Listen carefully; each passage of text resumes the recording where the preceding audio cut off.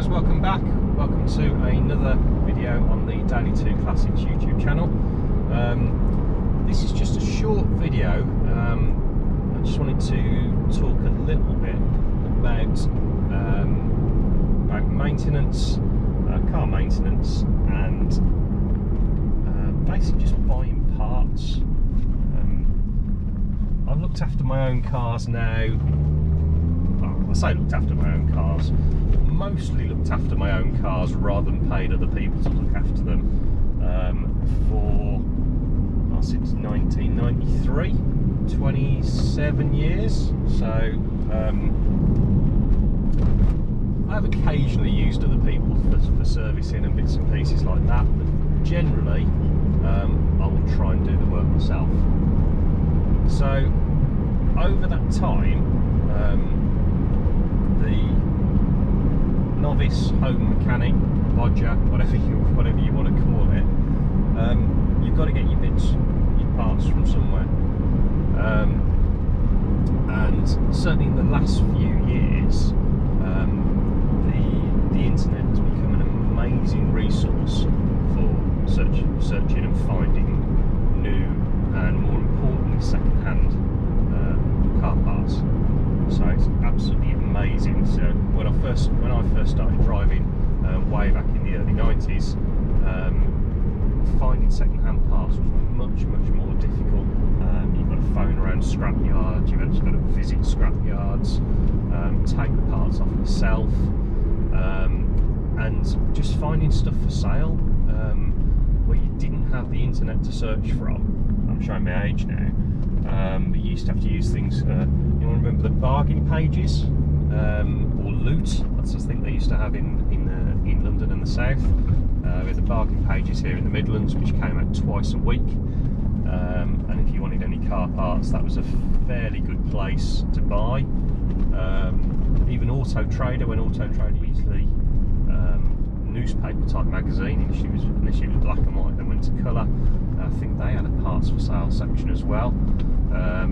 You've still got car magazines like Car Mechanics, which I still buy, which in the back few pages people sell parts that they've had sitting around. But by and large now, looking after your own car at home has been absolutely transformed by what you can do by the internet, which is great, which is really good.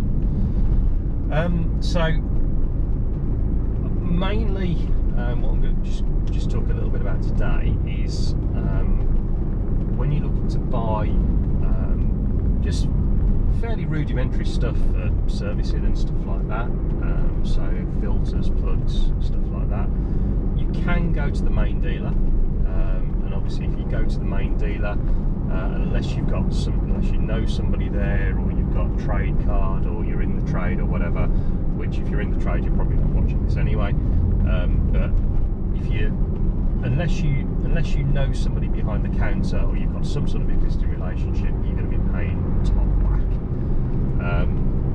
So yes, you will get, or you should get, the exact right parts first time for what you need, but you will be paying an absolute arm and a leg for it.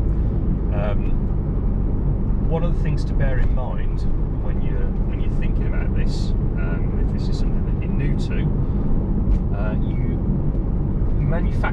car manufacturers, for a lot of the basic sort of servicing components, although it might have their name on it, they don't make it. So most car manufacturers do not manufacture for themselves things like filters, certainly spark plugs, things like that. They don't make oil, you know, they're just not, that's not what they do. They build cars, but the actual parts, certainly for servicing and things like that, are made by someone else. So what you can do, if you're really picky about it, you can find out who actually makes the parts for that manufacturer and just buy parts made by that manufacturer. It'll be exactly the same, but it won't have the manufacturer's badge on it, the car manufacturer's badge on it, and it'll probably be a fraction of the price. So you can do that, and that's fine. You can buy pre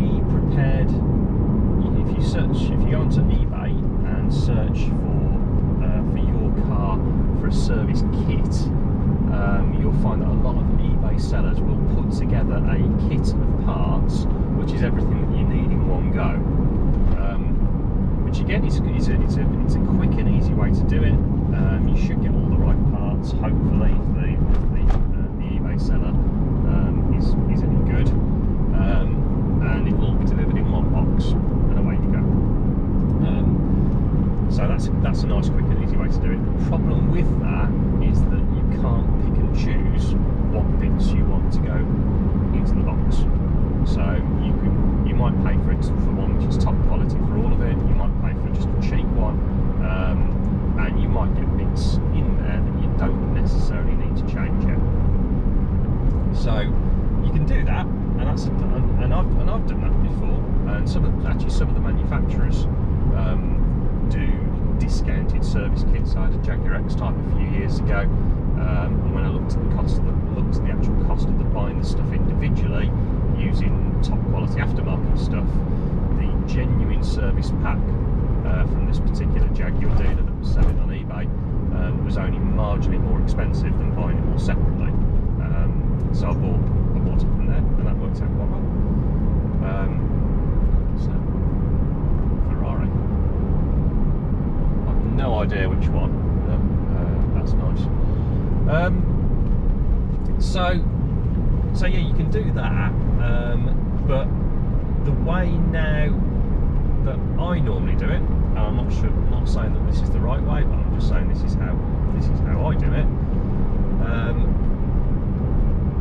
For things like oil filters and fuel filters in particular, you should buy the best quality one that you can find,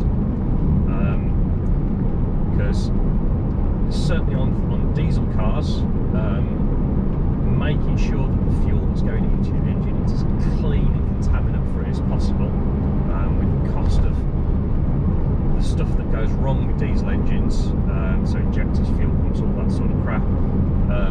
You want to make sure that the fuel that's going into your engine is as good and as clean and contaminant-free as possible for as long as possible. So buy the best quality filter that you can find.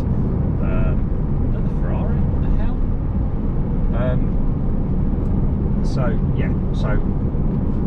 And the same applies to oil as well. Oil filters, buy the best quality ones that you can find.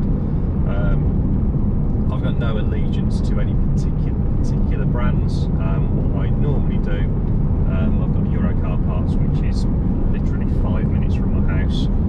So I do a click and collect, use the discount code, and select the best quality ones that they have. That's how I normally do it. If you stick with brands that you know, brands like Bosch, MAN, Marl make filters as well, I think. Your premium sort of, a lot of the time, German-made brands, they're decent. You probably won't go wrong. Or you can look at who the manufacturer uses to make the filter in the first place, and try and match it that way. So for things like oil filters and fuel filters, definitely buy the best ones you can possibly find. You don't need to pay main dealer prices, but just make sure that you buy a top quality one, and change it often. Change it more often than the manufacturer says, and you'll lengthen the life of your car. For what they cost, they're not expensive, so you may as well do it, and most of the time they're not difficult to change. Spark plugs, if you've got a petrol car, I've been a long time user of NGK spark plugs. To be honest, I don't know why you would use anything else. I think they're for me, they're exemplary quality, and I see no reason to buy the others. You can get these fancy Bosch ones with the 4 prongs and all that sort of garbage, and I've tried them in the past, and they're expensive, and they're not really any different. So yeah, NGK spark plugs. Try some others, but generally NGK I find for the cars that I've had have been the best. For things like air filters and pollen filters, air filters, again, buy decent quality. You might, if you change it often, you might not necessarily need to buy the most expensive one, as long as you change it regularly.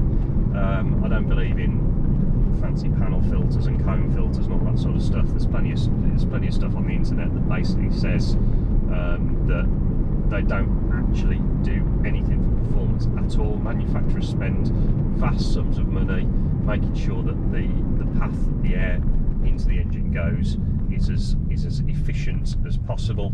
So don't mess with it. Just buy buy good quality paper filter and change it often.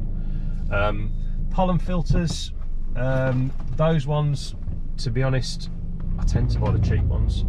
What you tend to find with a lot of cars, that the pollen filter is the thing that gets missed. So whatever you put in is probably going to be better than what was in there before. So again, change it often, but just buy a cheap one. And you'll find that they help your air conditioning, they help cleaning your screen with clearing your screen in the winter, that type of thing. So change it often. They always get missed. So that's it. And that's pretty much it. That's the main sort of the basics of your basic service parts and where to get them from. Use eBay, use Euro car parts, GSF, motor factors like that. If you're going to use Euro car parts, always make sure that you use a discount code when you check out. And I tend to do click and collect rather than delivery, mainly because you can just make sure that when you go and pick it up, they are actually giving you the right stuff and the stuff that you've ordered, rather than waiting for it to turn up and for something being wrong. I don't get the slating that Euro car parts gets online. So I've been using them again for 25 plus years and never really had any major issues with them. So hope that's been useful. Hope you've enjoyed the video. Please like and subscribe, and I'll see you on a future video.